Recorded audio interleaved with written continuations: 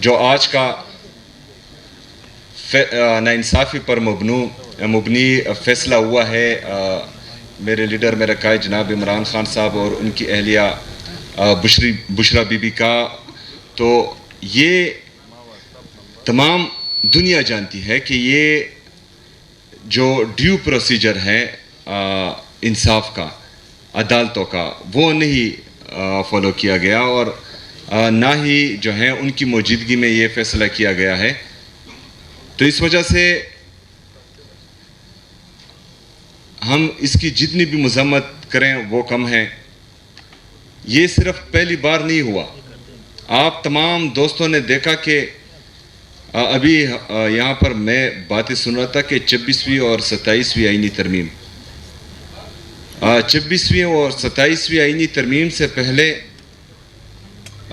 یہی آئین تھا، یہی قانون تھا، یہی جمہوریت تھی، تب بھی انصاف ہمیں دیکھنے کو نہیں ملا تھا، تبھی جمہوریت ہمیں دیکھنے کو نہیں ملی تھی۔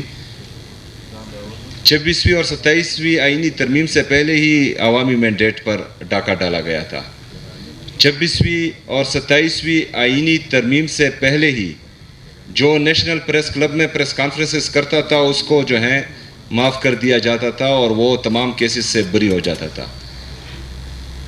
اور جو عمران خان کے ساتھ کھڑا ہوتا تھا وہ آج تک جو ہے جیلوں میں بند ہے اور ناحق قید ہیں۔ تو یہ ادارے جتنے بھی ہیں وہ پہلے سے مفلوج تھے، ہمارا جمہوری نظام پہلے سے ہی مفلوج تھا۔ اسی لیے میرا لیڈر میرا قائد جناب عمران خان صاحب بائیو میٹرک الیکشنز کروانا چاہ رہا تھا، جو بدقسمتی سے ٹائم پر اس کا پروسیس نہیں ہوا، اور پھر رجیم چینج آپریشن ہوا، اس کے بعد جو ہے تمام جتنے بھی ہمارے پروسیسز تھے وہ سبوتاج کیے گئے جمہوریت کی بحالی کے لیے، جمہوریت کو مضبوط کرنے کے لیے۔ تو ہمارے عدالتیں صرف فیصلے ہی کر رہی ہیں، انصاف نہیں کر رہی، اور اگر کوئی یہ سوچتا ہے کہ آج اس کی حکومت ہے اور کل کو وہ بچ جائے گا تو یہ اس کی خام خیالی ہے، کیونکہ بچنا کسی کو نہیں ہے۔ لیکن 26ویں اور 27ویں آئینی ترمیم کے ذریعے جو قوانین لائے گئے، بہرحال میرا لیڈر میرا قائد جناب عمران خان صاحب اور ان کی اہلیہ وہ بے گناہ ہے، انہوں نے کوئی جرم نہیں کیا، لیکن کچھ لوگ پھر سرٹیفائیڈ چور ہیں، ان کے خلاف ثبوتیں بھی موجود ہیں، تو ان کا پھر برا حال ہوگا، کیونکہ عدالتیں تو ساری عمر مفلوج نہیں رہے گی، جمہوریت تو ساری عمر مفلوج نہیں رہے گی۔ تو یہ ایک دروازہ کھولا جا رہا ہے، اور سیاسی جماعتوں کو جو ہے سیاسی جماعت ہی رہنا چاہیے، کسی کے علاقار بن کر کسی ایک پارٹی کو یا جمہوری طاقتوں کو اس کا قتل عام، ان کے ورکروں کو ہراساں کرنا، ان پر تشدد کرنا، چادر چار دیواری کی پامالی کرنا، ایک سابقہ وزیر اعظم کی بہنوں کو سڑکوں پر گرانا، ان کی بے عزتی کرنا، ان سے چادریں چھیننا، تو یہ روایت غلط ڈالی جا رہی ہے اور اس کا نقصان پھر سب کو ہوگا۔ تو اس وجہ سے ہم چاہتے یہ ہیں کہ یہ جنگ صرف عمران خان صاحب کی نہیں ہے، یہ پاکستان تحریک انصاف کی نہیں ہے، یہ تمام جمہوری قوتوں کی جنگ ہے، یہ ان سب کی جنگ ہے جو چاہتے ہیں کہ پاکستان میں جمہوریت مضبوط ہو، پاکستان میں ادارے مضبوط ہو، کیونکہ اگر ادارے اور جمہوریت مضبوط نہیں ہوگی تو پاکستان جس سٹیج پر آج کھڑا ہے، آج ہم 80,000 ارب روپے کے مقروض ہیں، ہمارا ٹوٹل جی ڈی پی جو ہے وہ 1,12,000 ارب روپے ہے، یعنی ہمارا ٹوٹل جی ڈی پی کا 72% پاکستان مقروض ہو چکا ہے۔ اس میں آپ کا 36,000 ارب روپے وہ فورن ڈیٹ ہے، بیرونی قرضہ ہے، اور آپ کے ڈالر کو 282 روپے پر آرٹیفیشلی جو ہے یہاں بلاک کیا گیا ہے، کیونکہ آپ کے فورن ریزرو 20 ارب ڈالرز ہیں اور آپ کا ٹریڈ ڈیفیسٹ 15 ارب ڈالر ہے۔ تو یہ 20 ارب ڈالر جو ہیں آپ کے ایکسپورٹ سے آپ کو نہیں آئے، یہ 20 ارب ڈالر یا تو کسی ملک نے آپ کو قرضہ دیا ہوا ہے یا آپ کا جو ہے I M F, World Bank اور ایشین ڈیولپمنٹ بینک کے لون ہیں، کچھ 3-4 ارب روپے ہوں گے جو ریمیٹنسز میں آئیں گے، اگر فرض کریں یہ باہر دنیا آپ سے اپنا قرضہ واپس لے لے یا جو ہیں جنہوں نے آپ کے ساتھ کچھ دوستی کے ناطے رقم رکھی ہوئی ہے تو آپ کا ڈالر 400 سے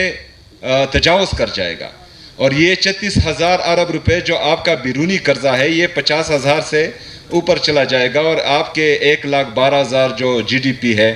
اس تک پہنچ جائے گا، تو پھر آپ کا ملک دیوالیہ کر جائے گا۔ تو ہم ان کے کرپشن پر، جو غلط نظام، جو غلط لوگ اس ملک کے بند کمروں میں پالیسیاں بناتے ہیں، فیصلے کرتے ہیں، غلط حکمرانوں کو آگے لاتے ہیں، لوگوں کے کرپشن چھپاتے ہیں، ان کے خلاف ہم آواز اٹھائیں گے، کیونکہ یہ میرے پاکستان کا مسئلہ ہے، یہ پاکستانیوں کا مسئلہ ہے، یہ پاکستان تحریک انصاف کا نہیں، عمران خان کا نہیں، یہ ہمارے بچوں کے مستقبل کا مسئلہ ہے، اور ہم نے انشاءاللہ تعالی اس کے لیے مل کر لڑنا ہے۔ آج اگر جمہوری طریقے سے میں جیتتا ہوں، میری باری ہے، میں حکومت کرتا ہوں، میں ڈیلیور کر جاتا ہوں تو لوگ دوبارہ مجھے ووٹ دیں گے۔ میں ڈیلیور نہیں کر پاتا تو آپ لوگوں کا نمبر آئے گا، کسی اور کا نمبر آئے گا، تب میں نے انتظار کرنا ہے، آج آپ انتظار کریں۔ تو یہ سارا سسٹم تبھی جو ہے صحیح ہوگا جب ہم ایک دوسرے کی قدر کریں گے، جب ہم اصل میں چاہیں گے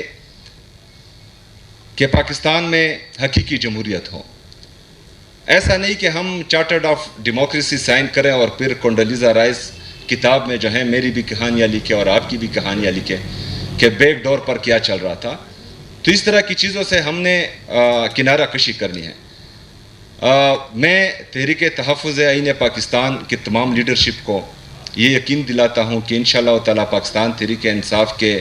ادنا ورکر کی حیثیت سے خیبر پختونخوا جس کے ساتھ مسلسل امتیازی سلوک ہو رہا ہے، جس کے ساتھ مسلسل ایک سوتیلی ماں جیسا سلوک ہو رہا ہے، اس صوبے کے پوری عوام، اس صوبے کی حکومت انشاءاللہ تعالی آپ کے ساتھ کھڑی رہے گی، اور آپ کے ہر فیصلے کو، چاہے وہ مزاحمتی تحریک ہو یا چاہے مذاکراتی تحریک ہو، دونوں میں انشاءاللہ تعالی آپ کا ساتھ دے۔ بہت شکریہ سہیل خان آفریدی صاحب، آپ سے مخاطب تھے۔ اب میں کانفرنس میں یہاں شرکت کرنے پہ خاتون صحافی اور اینکر سمینہ پاشا صاحبہ کا شکریہ ادا کرتا ہوں کہ وہ یہاں تشریف لائیں۔ اس وقت ہمارے مقررین کی فہرست میں جناب عادل محمود صاحب صدر مزدور کسان پارٹی، محمد زبیر عمر صاحب سابق گورنر